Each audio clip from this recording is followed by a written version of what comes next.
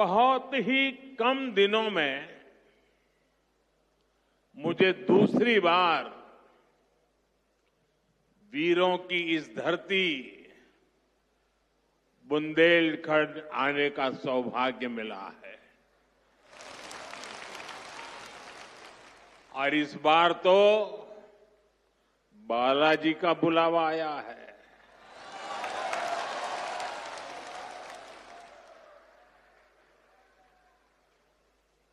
ये हनुमान जी की कृपा है कि आस्था का ये केंद्र अब आरोग्य का केंद्र भी बनने जा रहा है।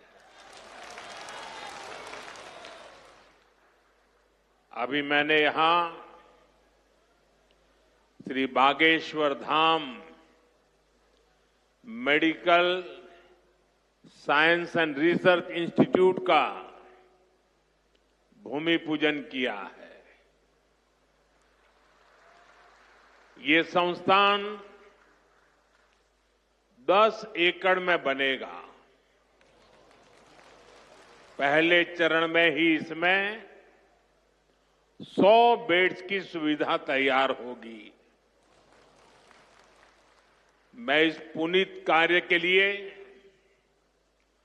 श्री धीरेन्द्र शास्त्री जी का अभिनंदन करता हूं और बुंदेलखंड के लोगों को बहुत बहुत बधाई देता हूं। साथियों, आजकल हम देखते हैं कि नेताओं का एक वर्ग ऐसा है जो धर्म का मखौल उड़ाता है, उपहास उड़ाता है, लोगों को तोड़ने में जुटा है। और बहुत बार विदेशी ताकतें भी इन लोगों का साथ देकर देश और धर्म को कमजोर करने की कोशिश करती दिखती है। हिंदू आस्था से नफरत करने वाले ये लोग सदियों से किसी न किसी भेष में रहते रहे हैं। गुलामी की मानसिकता से घिरे हुए लोग हमारे मत, मान्यताओं और मंदिरों पर, हमारे संत, संस्कृति और सिद्धांतों पर हमला करते रहते हैं। ये लोग हमारे पर्व, परंपराओं और प्रथाओं को गाली देते हैं। जो धर्म, जो संस्कृति स्वभाव से ही प्रगतिशील है, उस पर ये कीचड़ उछालने की हिम्मत दिखाते हैं। हमारे समाज को बांटना, उसकी एकता को तोड़ना ही इनका एजेंडा है।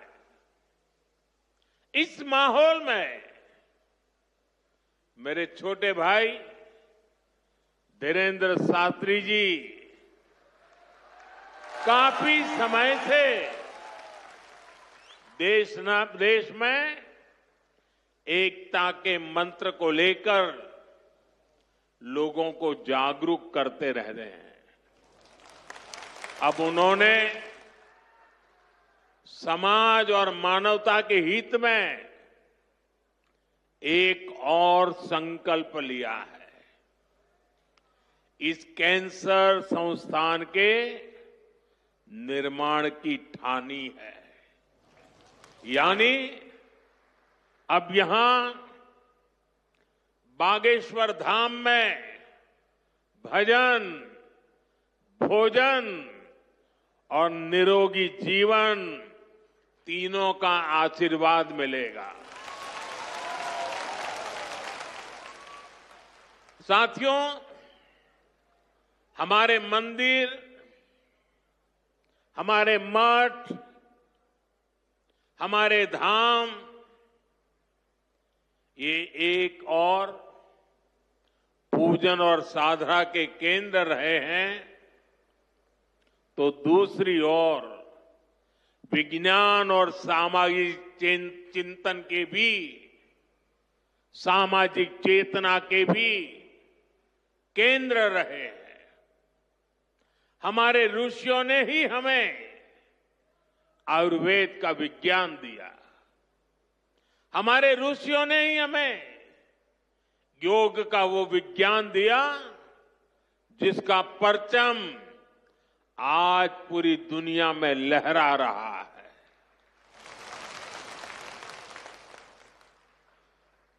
हमारी तो मान्यता ही है, परहित सरिस धर्म नहीं भाई, अर्थात दूसरों की सेवा, दूसरों की पीड़ा का निवारण ही धर्म है। इसलिए नर में नारायण, जीव में शिव, इस भाव से जीव मात्र की सेवा, यही हमारी परंपरा रही है। आजकल हम देख रहे हैं महाकुंभ की हर तरफ चर्चा हो रही है।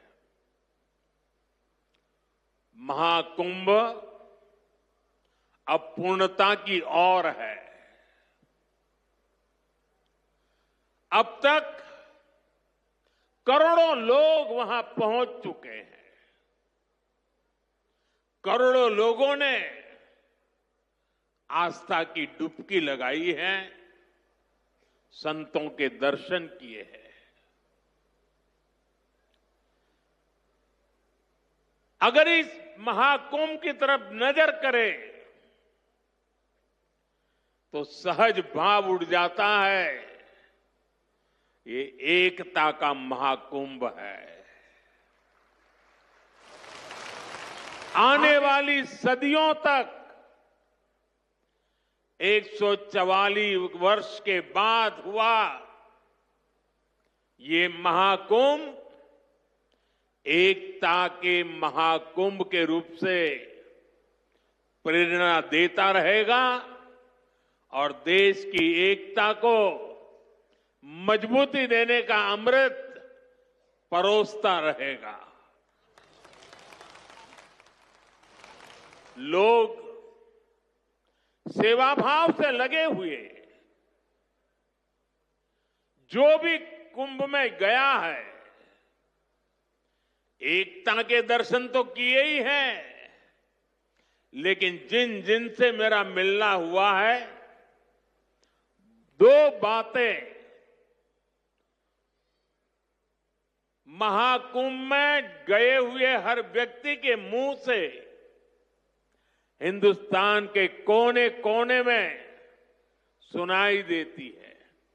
एक, वे जी भर करके स्वच्छता कर्मियों की उनके गुणगान करते हैं। 24 घंटे जिस सेवा भाव से इस एकता के महाकुंभ में स्वच्छता के कार्य को संभाल रहे हैं, मैं आज उन सभी स्वच्छता के साथियों को आदरपूर्वक नमन करता हूं। दूसरी एक विशेषता है जो हमारे देश में बहुत कम सुनने को मिलती है,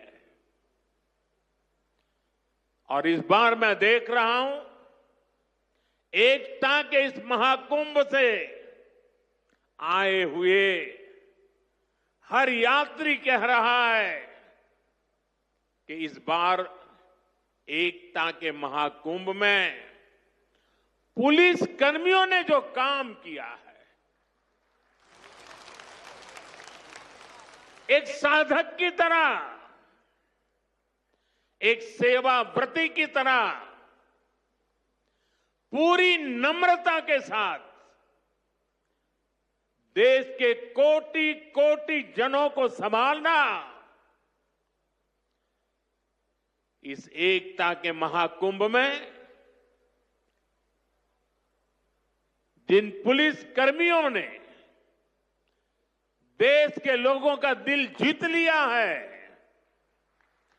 वे भी बधाई के पात्र है। लेकिन भाइयों बहनों, प्रयागराज के इसी महाकुंभ में इसी सेवा भावना के साथ अनेक विध समाज सेवा के प्रकल्प चल रहे हैं, जिसकी तरफ मीडिया का तो ध्यान जाना बड़ा मुश्किल है, लेकिन ज्यादा चर्चा भी नहीं हुई है। अगर मैं सभी इस सेवा प्रकल्पों की चर्चा करूं तो शायद मेरा अगला कार्यक्रम डिस्टर्ब हो जाएगा, लेकिन मैं एक का उल्लेख करना चाहता हूं। इस एकता के महाकुंभ में नेत्र महाकुंभ चल रहा है। इस नेत्र महाकुंभ में देश के कोने कोने से आए हुए यात्री, गरीब परिवारों से आए हुए लोग, उनकी आंखों की जांच होती है, मुफ्त में होती है। नेत्र चिकित्सक देश के गणमान्य डॉक्टर 2 महीने से वहां बैठे हुए हैं और इस नेत्र महाकुंभ में अब तक 2 लाख से ज्यादा मेरे भाई बहनों की आंखों की जांच हो चुकी है। करीब 1.5 लाख लोगों को निशुल्क दवाई और चश्मे दिए गए हैं और कुछ लोग ऐसे पाए गए जिनके मोती बिंदु के ऑपरेशन की जरूरत थी। तो इस नेत्र महाकुंभ से चित्रकूट और अगल बगल के स्थानों पर जहां पर अच्छी नेत्र चिकित्सा की अस्पतालें थी, करीब 16,000 मोतियाबिंद के ऑपरेशन के लिए उन अस्पतालों में भेज करके एक भी पैसे का खर्च बिना उन सबके मोतियाबिंद के ऑपरेशन किए गए हैं। ऐसे कितने ही अनुष्ठान इस एकता के महाकुंभ में चल रहे हैं। भाइयों बहनों, ये सब कौन कर रहा है? हमारे साधु संतों के मार्गदर्शन में हजारों डॉक्टर्स, हजारों स्वयंसेवक स्वतः स्फूर्त भाव से, समर्पित भाव से, सेवा भाव से इसमें लगे हुए हैं। जो लोग एकता के इस महाकुंभ में जा रहे हैं, वो इन प्रयासों की सराहना कर रहे हैं। भाइयों बहनों, ऐसे ही भारत में कितने ही बड़े बड़े अस्पताल भी हमारी धार्मिक संस्थाओं द्वारा चलाए जा रहे हैं। धार्मिक ट्रस्ट के द्वारा हेल्थ और साइंस से जुड़े कितने ही रिसर्च इंस्टीट्यूट्स चलाए जा रहे हैं। करोड़ों गरीबों का इलाज और सेवा इन संस्थानों में होती है। मेरी दीदी मां यहां बैठी है। अनाथ बालिकाओं के लिए जिस प्रकार से समर्पण भाव से वो सेवा करती है, अपना जीवन बेटियों के लिए उन्होंने समर्पित कर दिया। साथियों, यहीं पास में हमारे बुंदेलखंड का चित्रकूट, प्रभु राम से जुड़ा ये पवित्र तीर्थ खुद दिव्यांगों और मरीजों की सेवा का कितना बड़ा केंद्र है। मुझे खुशी है इस गौरवशाली परंपरा में बागेश्वर धाम के रूप में एक और नया अध्याय जुड़ने जा रहा है। अब बागेश्वर धाम में आरोग्य का आशीर्वाद भी मिलेगा। मुझे बताया गया है यहां 2 दिन बाद महाशिवरात्रि के दिन 251 बेटियों के सामूहिक विवाह महोत्सव का भी आयोजन होगा। मैं इस पुण्य कार्य के लिए भी बागेश्वर धाम की सराहना करता हूं। मैं सभी नवविवाहिता दंपतियों को, मेरी बेटियों को सुंदर और सुखी जीवन के लिए अग्रिम बधाई देता हूं, हृदय से आशीर्वाद देता हूं। साथियों, हमारे शास्त्रों में कहा गया है, शरीर माध्यम खलु धर्म साधनम, अर्थात हमारा शरीर, हमारा स्वास्थ्य ही हमारे धर्म, हमारे सुख और हमारी सफलता का सबसे बड़ा साधन है। इसलिए जब देश ने मुझे सेवा का अवसर दिया तो मैंने सबका साथ सबका विकास के मंत्र को सरकार का संकल्प बनाया और सबका साथ सबका विकास के इस संकल्प का भी एक बड़ा आधार है सबका इलाज, सबको आरोग्य। इस विजन को पूरा करने के लिए हम अलग अलग स्तर पर फोकस कर रहे हैं। हमारा फोकस है बीमारी से बचाव पर।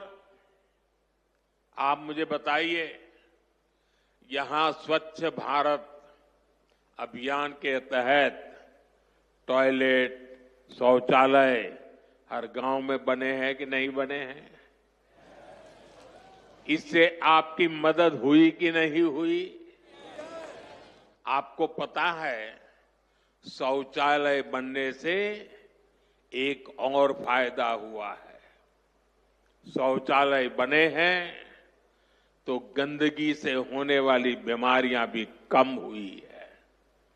एक स्टडी कहती है, जिन घरों में शौचालय बने हैं वहां हजारों रुपये बीमारी पर खर्च होने से बचे हैं।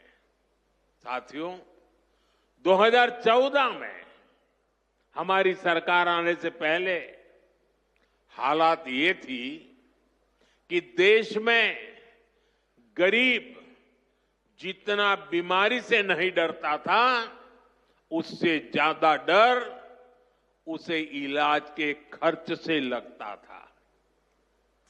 अगर परिवार में कोई एक व्यक्ति भी गंभीर बीमारी का शिकार हो जाए तो पूरा परिवार संकट में आ जाता था। मैं भी आप सबकी तरह गरीब परिवार से निकला हूं। मैंने भी इन तकलीफों को देखा है और इसलिए मैंने संकल्प किया है, मैं इलाज का खर्च कम करूंगा और आपकी जेब में ज्यादा से ज्यादा पैसे बचाऊंगा।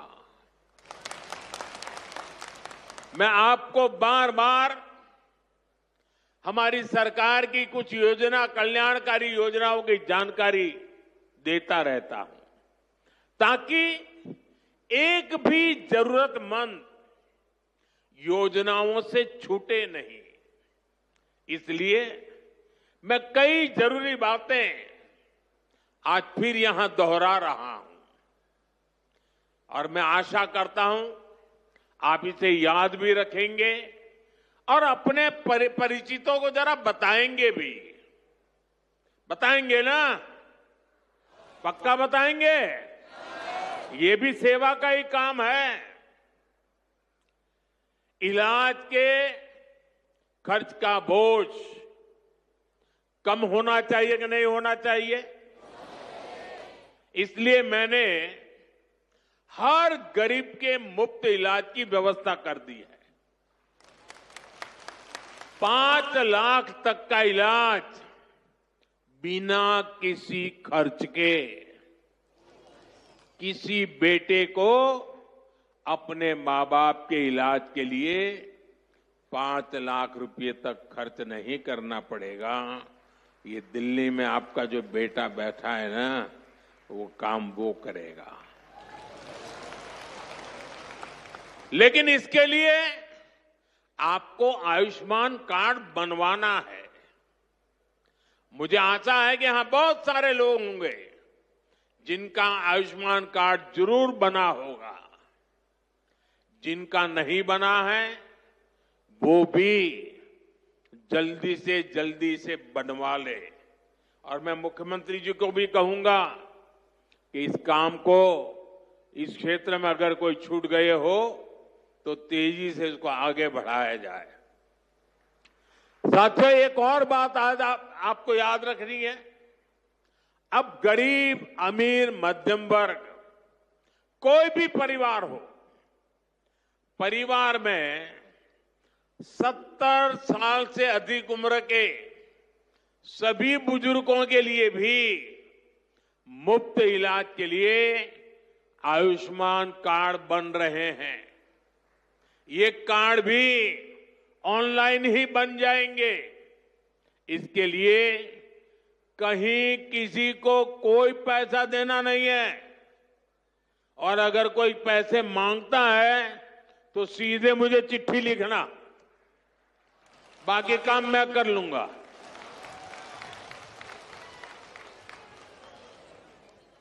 अगर कोई पैसा मांगता है तो क्या करेंगे आप? लिखेंगे? मैं इन संत महात्माओं को भी कहता हूं कि आप भी जरा आयुष्मान कार्ड का प्रबंध कर दीजिए, ताकि आपको कभी बीमारी में मुझे सेवा करने का मौका मिले। आपको तो बीमारी आने वाली नहीं है, लेकिन अगर कहीं आ जाए तो। भाइयों बहनों, कई बार इलाज के लिए अस्पताल में भर्ती होने की जरूरत नहीं पड़ती है। डॉक्टर की लिखी दवाई घर पर ही खानी पड़ती है। ऐसे में मेडिकल स्टोर से सस्ती दवाई मिले, मैंने इसका भी इंतजाम किया है। इस खर्च को कम करने के लिए देश में 14,000 से ज्यादा जन औषधि केंद्र खोले गए हैं। और ये जन औषधि केंद्र ऐसे हैं कि जो दवाई बाजार में 100 रुपये में मिलती है, जन औषधि केंद्र में वही दवाई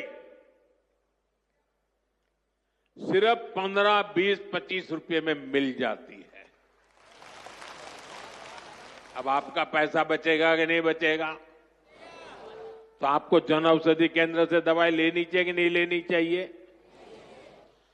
दूसरी एक बात मैं करना चाहता हूं। आजकल बहुत बार खबरें आती हैं, गांव-गांव किडनी की भी बीमारी काफी फैल रही है। अब किडनी की बीमारी जब बढ़ जाती है तो लगातार डायलिसिस करानी पड़ती है, नियमित रूप से करानी पड़ती है, दूर दूर जाना पड़ता है, खर्चा बहुत लगता है। आपकी ये मुसीबत कम हो, इसलिए हमने देश के 700 से ज्यादा जिलों में 1,500 से ज्यादा डायलिसिस सेंटर खोले हैं। यहां मुफ्त डायलिसिस की सुविधा भी उपलब्ध है। सरकार की इन सब योजनाओं की जानकारी आपको भी होनी चाहिए और आपको अपने परिचितों में भी सबको बताना चाहिए। तो मेरा इतना काम करोगे? जरा सब हाथ ऊपर करके बताइए, करोगे? आपको पुण्य मिलेगा। ये सेवा का काम है। साथियों, बागेश्वर धाम में कैंसर मरीजों के लिए इतना बड़ा अस्पताल खुलने जा रहा है, क्योंकि कैंसर अब हर जगह बड़ी परेशानी बन रहा है। इसलिए आज सरकार, समाज, संत सब कैंसर के खिलाफ लड़ाई में मिलकर प्रयास कर रहे हैं।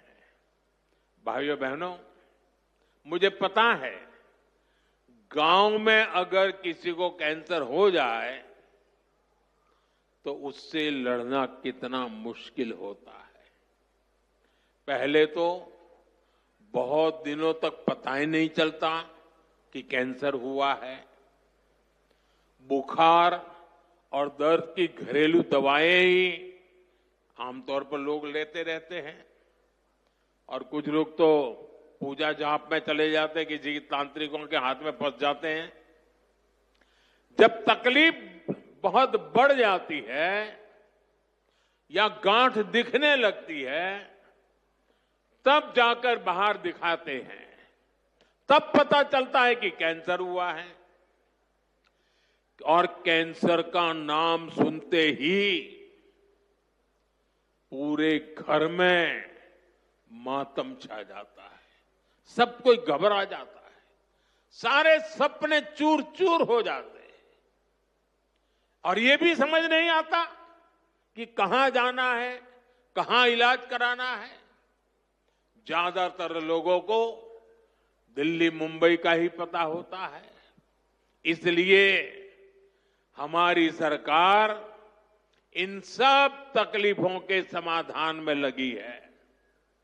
इस साल जो बजट आया है उसमें भी कैंसर से लड़ने के लिए कई सारी घोषणाएं की गई है, और मोदी ने तय किया है कि कैंसर की दवाओं को और सस्ता किया जाएगा।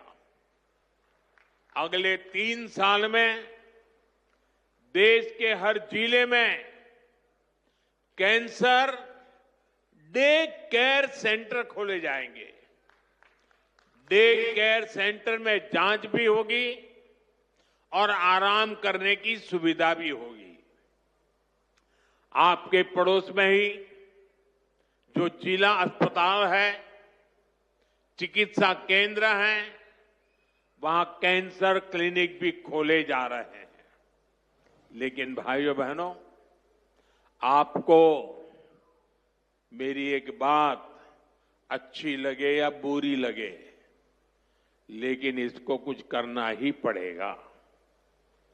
याद रखना और जीवन में लागू करना। कैंसर से सुरक्षा के लिए आपको भी सावधान और जागरूक होना पड़ेगा। सबसे पहली सावधानी ये है कि समय से कैंसर की पड़ताल, क्योंकि एक बार कैंसर फैल गया तो उसे हराना उतना ही मुश्किल हो जाता है। इसलिए हम 30 साल से ज्यादा उम्र के सभी लोगों की जांच के लिए एक अभियान चला रहे हैं। आप सबको इस अभियान का फायदा उठाना चाहिए, हिस्सा बनना चाहिए। लापरवाही नहीं करनी है। थोड़ी सी भी जो शंका हो तो कैंसर की तुरंत जांच करवानी है। एक और बात, कैंसर को लेकर सही जानकारी भी बहुत जरूरी है। ये कैंसर किसी को छूने से नहीं होता है। ये छुआछूत की बीमारी नहीं है। ये छूने से नहीं फैलती है। कैंसर का खतरा बीड़ी, सिगरेट, गुटखा, तंबाकू और मसाले से बढ़ता है। ये माताएं बहनें ज्यादा खुश हो रही है मेरी बात सुन के। इसलिए कैंसर फैलाने वाले इस सब नशे से आपको तो दूर रहना ही है, औरों को भी उससे दूर रखना है। अपने शरीर और स्वास्थ्य का ख्याल रखना है। और मैं आशा करता हूं, अगर हम सावधानी रखेंगे तो बालेश्वर धाम के कैंसर अस्पताल पर बोझ नहीं बनेंगे, यहां आने की जरूरत नहीं पड़ेगी। तो सावधानियां रखोगे ना? लापरवाही तो नहीं करोगे ना? साथियों, मोदी आपका सेवक बनकर आपकी सेवा में जुटा है। मैं पिछली बार जब छतरपुर आया था तो यहां मैंने हजारों करोड़ रुपए की योजनाओं का लोकार्पण और शिलान्यास किया था और अभी मुख्यमंत्री जी ने इसका वर्णन भी किया। आपको ध्यान होगा, इनमें 45,000 करोड़ रुपए की केन बेतवा लिंक परियोजना भी थी। ये परियोजना कितने दशकों से लटकी हुई थी, कितनी सरकारें आई चली गई, हर पार्टी के नेता भी बुंदेलखंड आते थे, लेकिन यहां पानी की किल्लत बढ़ती ही चली गई। आप मुझे बताइए, पिछली किसी सरकार ने अपना वादा पूरा किया क्या? ये काम भी तब शुरू हुआ जब आपने मोदी को आशीर्वाद दिया। पीने का पानी और उसका संकट दूर करने के लिए भी तेजी से काम हो रहा है। जल जीवन मिशन यानी हर घर जल परियोजना के तहत बुंदेलखंड के गांव-गांव में पाइप से पानी पहुंचाया जा रहा है। गांव में पानी पहुंचे, हमारे किसान भाई बहनों की तकलीफ दूर हो, उनकी आय बढ़े, हम इसके लिए दिन रात मेहनत कर रहे हैं। भाइयों बहनों, बुंदेलखंड समृद्ध बने, इसके लिए जरूरी है कि हमारी माताएं बहनें भी उतनी ही सशक्त बने। इसके लिए हमने लखपति दीदी और ड्रोन दीदी जैसी योजनाएं शुरू की है। हम 3 करोड़ बहनों को लखपति दीदी बनाने का लक्ष्य लेकर चल रहे हैं। बहनों को ड्रोन उड़ाने की ट्रेनिंग भी दी जा रही है। बुंदेलखंड में सिंचाई का पानी पहुंचेगा, बहनें ड्रोन से फसलों पर छिड़काव करेगी, खेती में मदद करेगी, तो हमारा बुंदेलखंड समृद्धि के रास्ते पर तेजी से आगे बढ़ेगा। भाइयों बहनों, गांव में ड्रोन तकनीक से एक और बड़ा जरूरी काम हो रहा है। स्वामित्व योजना के अंतर्गत ड्रोन से जमीन की पैमाइश करा के उसके पुख्ता कागज दिए जा रहे हैं। यहां एमपी में तो इसे लेकर बहुत अच्छा काम हुआ है। अब इन कागजों पर लोग बैंक से आसानी से लोन भी ले रहे हैं। ये लोन रोजगार धंधे में काम आ रहा है, लोगों की आय बढ़ रही है। साथियों, बुंदेलखंड की इस महान धरती को विकास की नई ऊंचाई पर पहुंचाने के लिए डबल इंजन की सरकार दिन रात मेहनत कर रही है।